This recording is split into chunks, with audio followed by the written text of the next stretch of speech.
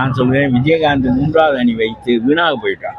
இல்லாவிட்டால் எதிர்கட்சியாக 28 இடங்களை பிடித்து வந்தவர், பிறகு ஒரு வைகோ சிபிஎம் சிபிஐ திருமாவளவனையெல்லாம் சேர்த்து கொண்டு 3வது அணி உருவாக்கி 13-14 விழுக்காடு வாக்குகளை பெற்று கடைசியிலே இவர்கள் ஒரு இடமும் வராமல் போய்விட்டார்.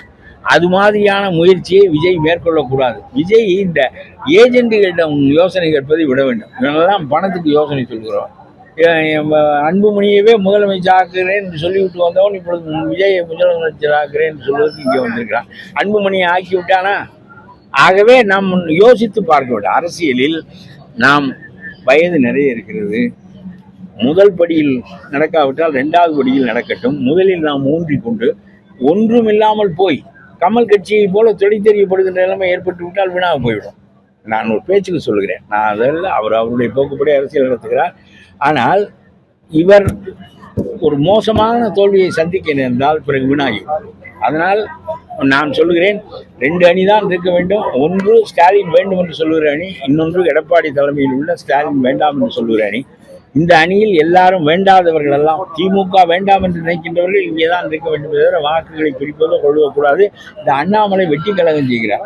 சும்மா 80 இடம் வாங்கு, 90 இடம் வாங்கு என்று. இதெல்லாம் சும்மா வெறும் பேச்சு.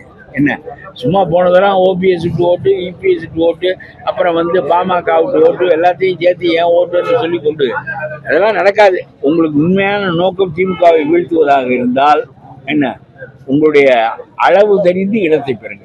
சும்மா வீணா அந்த சமயம் பேசிக்கொள்ளலாம். இப்ப என்னதுக்கு வீணா நீங்க 80 இடம் பெற வேண்டும், ஆட்சியில் பங்கு பெற வேண்டும், இப்படியே பேசி பேசி பேசி நீங்க எதிரியைத்தான் பலப்படுத்துகிறீர்கள். இந்த அறிவு கூடவா இல்லாமல் நீங்கள் அரசியல் பேசுகிறீர்கள் என்று கேட்கிறேன். எதிரி தான் பலப்படுவாங்க.